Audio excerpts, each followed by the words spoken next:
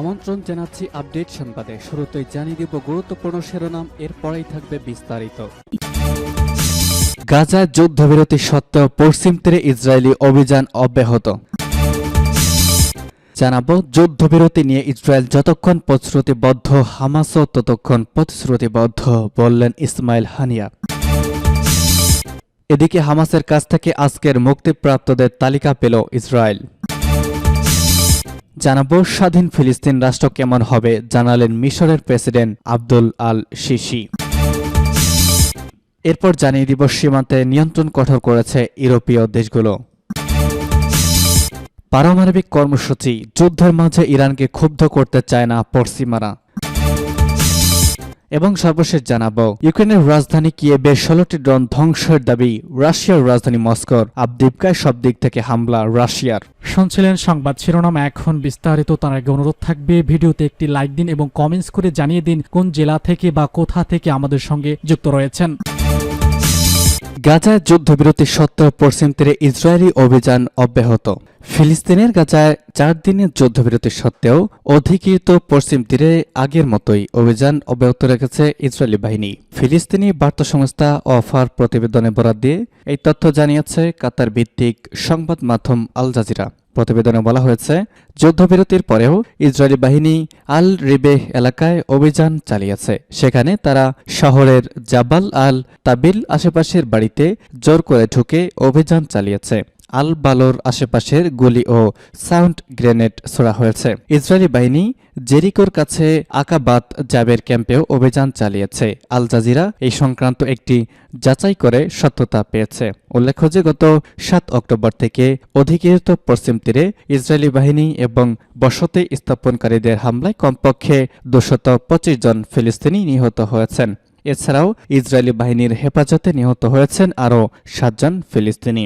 অন্যদিকে 7 অক্টোবর থেকে গাজা উপত্যকায় ইসরায়েলের নৃশংস বোমা হামলায় 14,000 প্রায় 900 মানুষ নিহত হয়েছেন।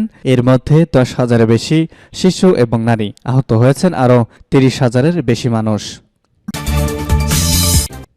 যুদ্ধবিরতি নিয়ে ইসরায়েল যতক্ষণ প্রতিশ্রুতিবদ্ধ, হামাসও ততক্ষণ প্রতিশ্রুতিবদ্ধ। ফিলিস্তিনি স্বাধীনতাকামী গোষ্ঠী হামাসের নেতা ইসমাইল হানিয়া রেকর্ডকৃত একটি বার্তায় বলেছেন, ইসরায়েল যতক্ষণ প্রতিশ্রুতিবদ্ধ, তারাও যুদ্ধবিরতি ও জিম্মি বিনিময় চুক্তিতে ততক্ষণ প্রতিশ্রুতিবদ্ধ। যুদ্ধবিরতি চুক্তি বাস্তবায়নের সময় গাজা থেকে ইসরায়েলের রকেট নিক্ষেপের পর এই মন্তব্য করেছেন তিনি।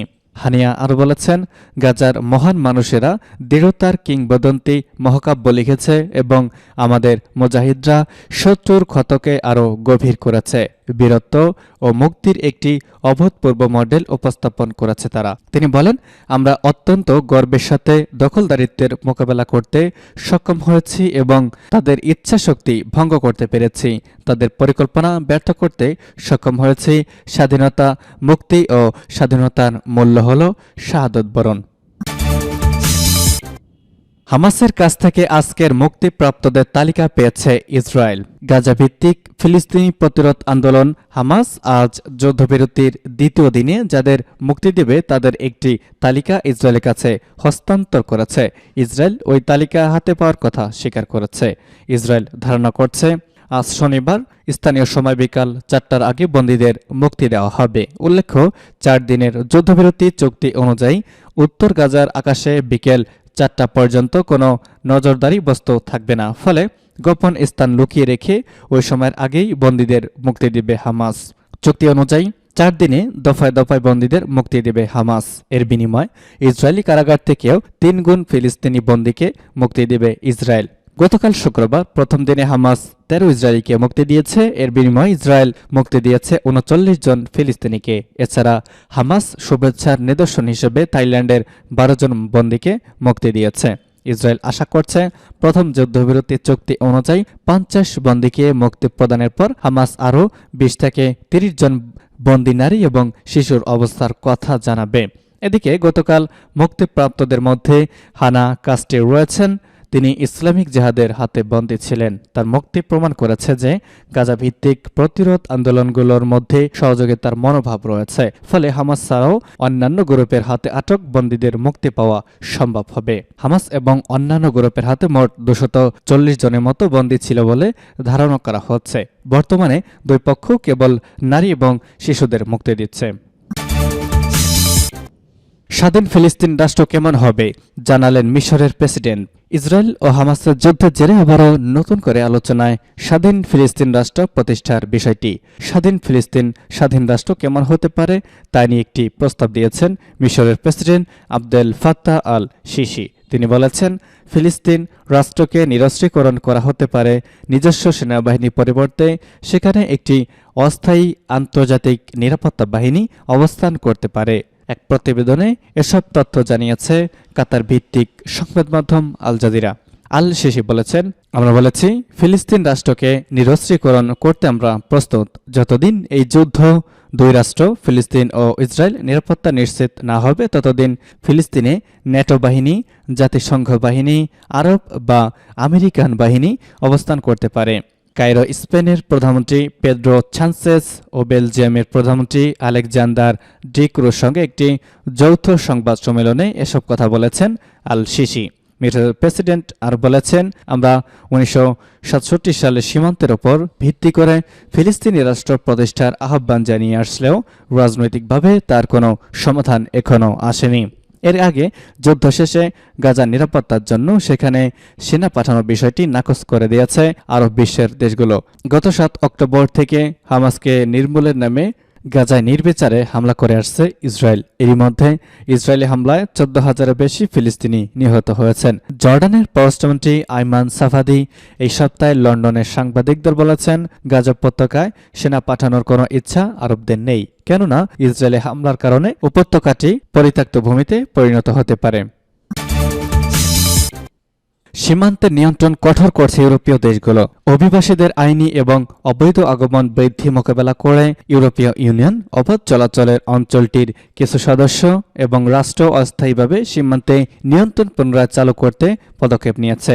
সেঙ্গেনের নিয়মগুলো অভ্যন্তরীণ নিরাপত্তা বা জননিরাপত্তা নীতির জন্য গুরুতর হুমকি হিসেবে বিবেচিত ক্ষেত্রে শেষ অবলম্বন হিসেবে এই ধরনের পদক্ষেপের অনুমতি দিয়েছে। অক্টোবরের চেক প্রজাতন্ত্রের সঙ্গে অস্ট্রেলিয়া তার সীমান্তের তল্লাশি ও যাচাই বাছাই চালু করেছে, যা 6 ডিসেম্বর পর্যন্ত স্থায়ী হবে। নভেম্বর পর্যন্ত নেওয়ার সিদ্ধান্তে দেশটি স্লোভেনিয়া ও হাঙ্গেরির সঙ্গে আগামী বছরের মে পর্যন্ত সীমান্ত নিয়ন্ত্রণ বাড়িয়েছে। এই পদক্ষেপের পেছনে আশ্রয় প্রার্থী গ্রহণ ব্যবস্থার উপর চাপ, অস্ত্র পাচারের হুমকি, ইউক্রেনের যুদ্ধের সঙ্গে জড়িত অপরাধমূলক নেটওয়ার্ক এবং মানুষ চোরাচালানের কথা উল্লেখ করেছে দেশটি। এবং সর্বশেষ জানিয়ে দিব, পারমাণবিক কর্মসূচি যুদ্ধের মাঝে ইরানকে ক্ষুব্ধ করতে চায় না পশ্চিমারা।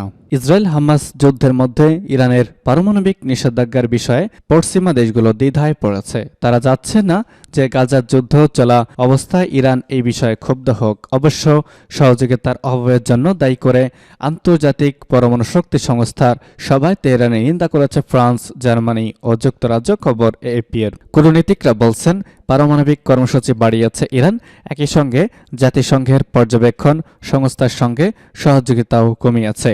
এসব কারণে মধ্যপ্রাচ্যে উত্তেজনা বাড়ার ভয়ে তেহরানের বিরুদ্ধে কঠোর হতে যাচ্ছে না পশ্চিম শক্তিগুলো।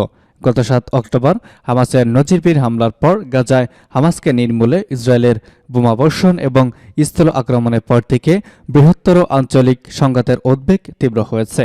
চলতি সপ্তাহে যুক্তরাষ্ট্রের ভার্জিনিয়ার ভেনিয়ার আইএই-এর বোর্ড অব গভর্নর্স সভায় ফ্রান্স, জার্মানি ও যুক্তরাজ্য তেহরানের নিন্দা করেছে। ইরানের পদক্ষেপ সীমা ছাড়িয়েছে এমনটা বললেও বাধ্যতামূলক রেজুলেশন জমা দেওয়া থেকে বিরত থেকেছে দেশগুলো।